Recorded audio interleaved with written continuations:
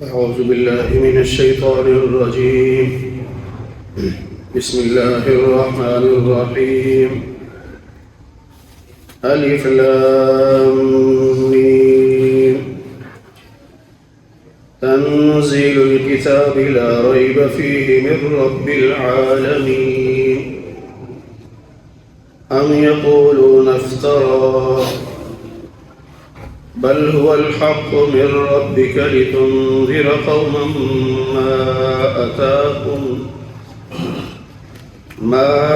أتاهم من نذير من قبلك لعلهم يهتدون. صدق الله العظيم. اللهم صل على محمد وعلى آل محمد كما صليت على إبراهيم وعلى آل إبراهيم إنك حميد مجيد. اللهم بارك على محمد وعلى آل محمد كما باركت على إبراهيم وعلى آل إبراهيم إنك حميد مجيد. 21ویں پارے کا 14واں رکوع سورہ سجدہ کا آغاز ہو رہا ہے. الف لام میم یہ حروف مقطعات ہیں، ان کے معنی اللہ ہی کو معلوم ہے. تنزیل الکتاب، اس کتاب کا اترنا یعنی قرآن مجید کا نازل ہونا، یہ رب العالمین کی طرف سے ہے، اور لا ریب فیہ، اس میں شک نہیں. قرآن مجید کو اللہ نے نازل کیا، اس میں شک نہیں کر سکتے. اگر شک ہو تو ایمان چلا جاتا. ام یقولون افتراہ، کیا یہ کہتے ہیں کہ نبی علیہ السلام نے یہ قرآن خود بنا لیا؟ مکہ کے مشرک یہ بھی کہا کرتے تھے کہ خود بنا لیتے ہیں اور صبح سنا کے کہتے ہیں کہ اللہ کا کلام ہے. ایسی بات نہیں ہے. بل هو الحق من ربک، بلکہ یہ قرآن مجید حق ہے، آپ کے رب کی طرف سے ہے. لتنذر قوما ما اتاهم من نذیر، تاکہ آپ اس قرآن مجید سے ان لوگوں کو ڈرائیں جن کے پاس آپ سے پہلے کوئی رسول نہیں آیا. مکہ والے جو تھے ان کے پاس نبی پاک صلی اللہ علیہ وسلم سے پہلے کوئی رسول نہیں آیا. 8ویں پارے میں بھی ہم پڑھ چکے ہیں کہ اللہ تعالیٰ نے ان کا یہ عذر ختم کرنے کے لیے کہ قیامت کے دن یہ کہیں کہ ہمیں تو سمجھانے والا کوئی نہیں آیا تھا، اس لیے اپنا محبوب رسول ان میں بھیجا. ویسے نبی آتے تھے حج کرنے تو ان سے ملاقات ہوتی تھی ان کی، لیکن باضابطہ ان کی طرف رسول بن کے آیا ہو ایسا کوئی نہیں تھا.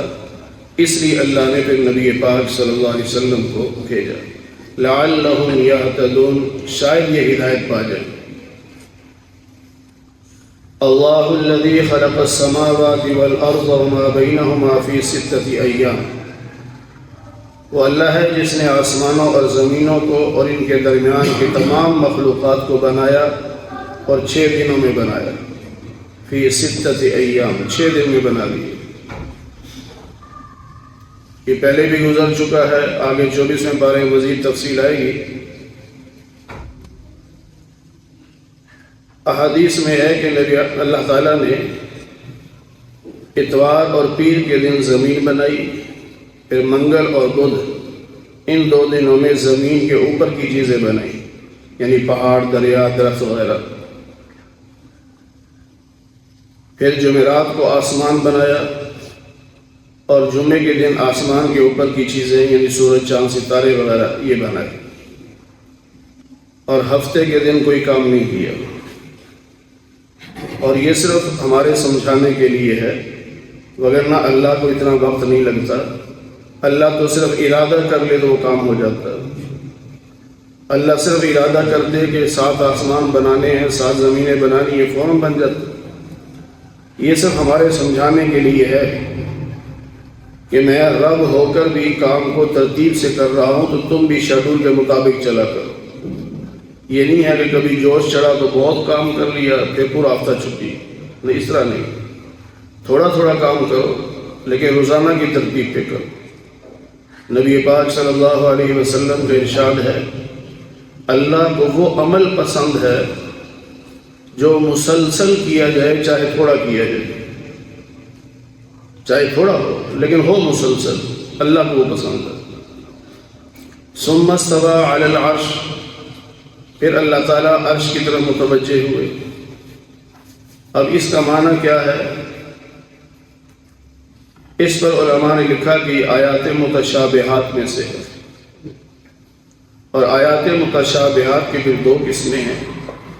ایک تو یہ جو پہلی آیت تھی الف لام میم، نہ اس کا ترجمہ معلوم ہے نہ حقیقت معلوم، اور دوسری قسم وہ ہوتی ہے جس میں ترجمہ تو معلوم ہوتا ہے لیکن اس کی حقیقت معلوم نہیں ہوتی، جیسے یہاں پہ اللہ کا عرش، بھئی عرش کیا چیز ہے، کیسا ہے، ہمیں نہیں پتہ۔ پھر اللہ عرش کی طرف متوجہ ہوا، کیا مطلب اس کا، ہمیں نہیں پتہ۔ بس اتنا ماننا ہے کہ عرش بھی اللہ کی مخلوق ہے، اللہ نے بنایا ہے۔ اب بعض لوگ یہ کہتے ہیں کہ اللہ صرف عرش پہ رہتا ہے، باقی کہیں نہیں، جبکہ پوری دنیا کے اہل سنت والجماعت کا عقیدہ یہ ہے کہ اللہ ہر جگہ موجود ہے، اور قرآن مجید میں ہے، 28ویں پارے میں ہے، ما یکون من نجوی ثلاثۃ الا هو رابعهم، جہاں تم 3 ہوتے ہو چوتھا خدا ہوتا ہے، اگر تم 5 ہوتے ہو تو چھٹا خدا ہوتا ہے۔ اینما تولوا فثم وجہ اللہ، تم جدھر رخ کرو گے ادھر ہی اللہ ہوگا، اللہ تو کہہ رہا ہے میں ہر جگہ۔ 26ویں پارے میں اللہ فرماتے ہیں، نحن اقرب الیہ من حبل الورید، ہم تو تمہاری شاہرگ سے بھی زیادہ قریب ہیں۔ تو یہ عقیدہ ہے کہ اللہ ہر جگہ ہے، ہر چیز کو دیکھ رہا ہے۔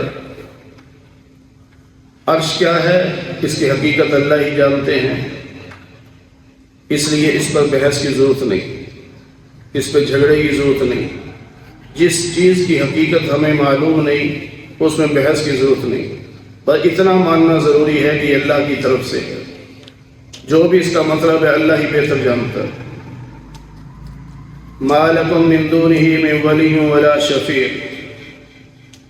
اللہ کے سامنے جب تم کھڑے ہوگے نا، اور یہ اللہ جب تمہیں پکڑے گا تو پھر تمہارا نہ کوئی حمایتی ہوگا نہ کوئی سفارش کرنے والا، کوئی بچا نہیں سکے گا۔ افلا تتذکرون، تو کیا تم نصیحت نہیں پکڑتے؟ یعنی اللہ جو تمہیں سمجھا رہا ہے کہ اس راستے پہ چلو، اس پہ چلتے نہیں، اور جب رب پکڑے گا پھر بچائے گا کوئی نہیں۔ یدبر الامر من السماء الى الارض، آسمان سے جتنے احکام اترتے ہیں زمین کی طرف وہ سب اللہ کے حکم سے اترتے ہیں۔ اللہ فیصلے کرتا ہے نا کہ اب یہ ہونا ہے، اب یہ ہونا ہے، اب یہ ہونا ہے، اور ان فیصلوں پر عمل کروانے کے لیے اللہ فرشتوں کی ڈیوٹی لگاتا ہے۔ تو یہ سارے کاموں کی تدبیریں اللہ کرتا ہے۔ ثم یعرج الیہ فی یوم، پھر ایک دن آئے گا کہ یہ سارے معاملات رب کی طرف جائیں گے، اوپر کی طرف اٹھیں گے۔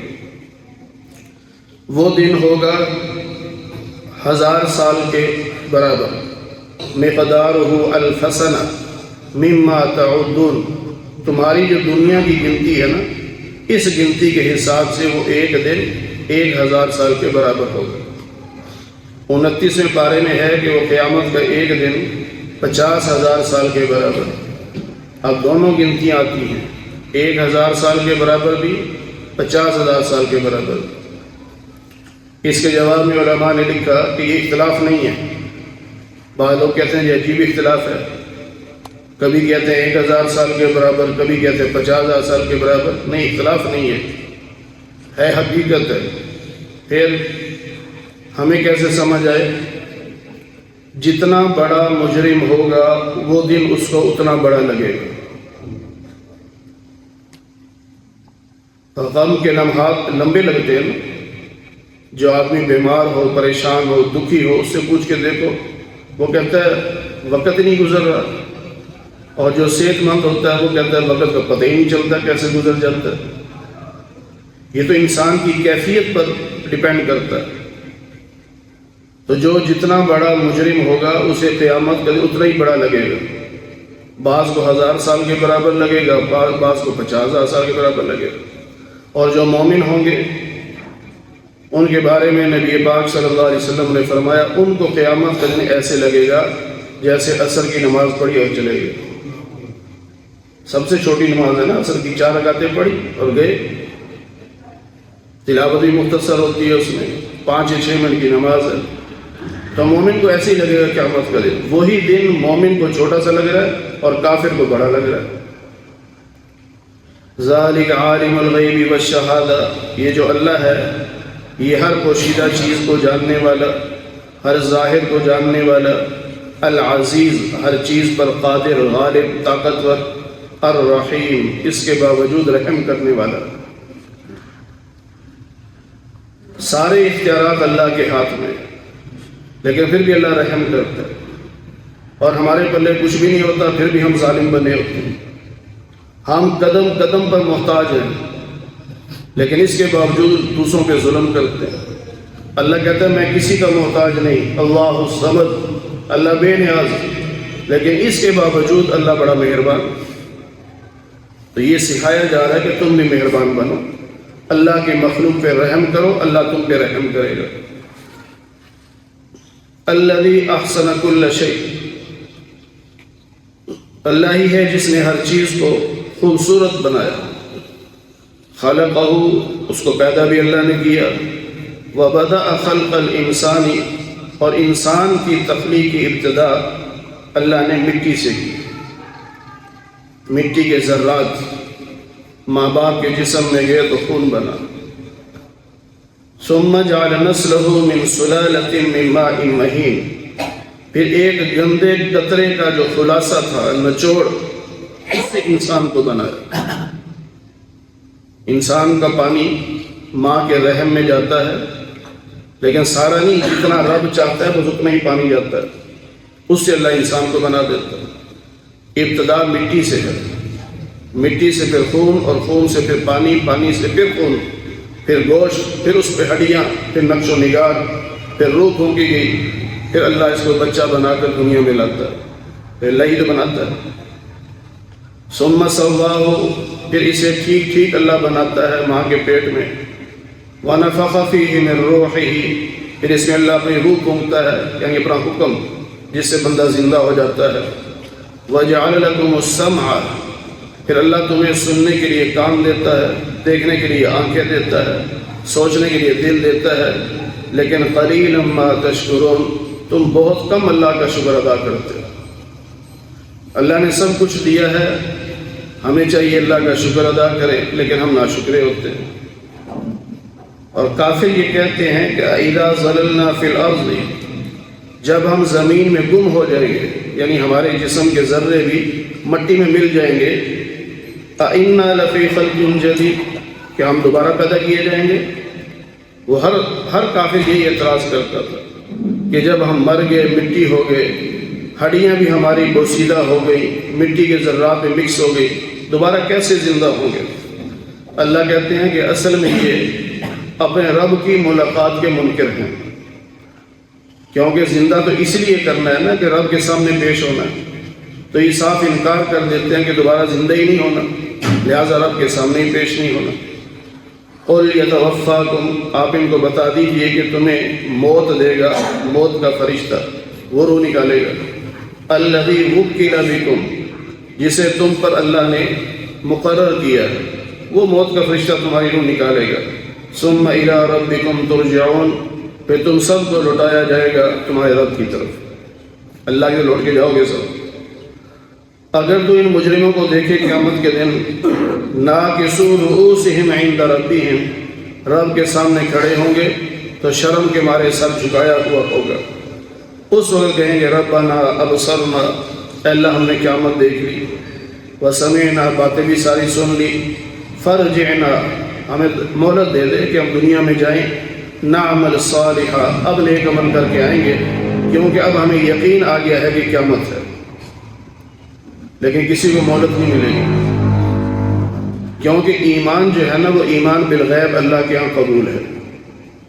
شروع ہی میں اللہ نے فرما دیا الذین یؤمنون بالغیب، متقی جنتی وہ لوگ جو ایمان بالغیب رکھتے ہیں۔ دیکھ کر ایمان لانا اللہ کے ہاں یہ ایمان قابل قبول نہیں۔ یہ تو ساری دنیا مان لے گی جب دیکھ لے گی، اصل ایمان اب ہے اللہ کو نہیں دیکھا مانتے ہیں، نبی کو نہیں دیکھا مانتے ہیں، قرآن اترتے ہم نے نہیں دیکھا لیکن مانتے ہیں، جنت جہنم ہم نے دیکھی نہیں، اللہ نے قرآن میں بتائی، نبی نے حدیثیں بتائی، ہم مانتے ہیں۔ تو اس کو ایمان بالغیب کہتے ہیں، بن دیکھے ماننا۔ دیکھ کر تو سارے کافر کہیں گے اللہ اب واپس بھیج دے دنیا میں، اب ہمیں یقین آ گیا۔ اللہ فرماتے ہیں وَلَوْ شِئْنَا، اگر ہم چاہتے تو لَآتَيْنَا كُلَّ نَفْسٍ هُدَاهَا، ہم ہر انسان کو ہدایت دے دیتے۔ اللہ چاہتا سب کو ہدایت دیتا، لیکن اللہ نے سب کو ہدایت کا انتظام نہیں کیا۔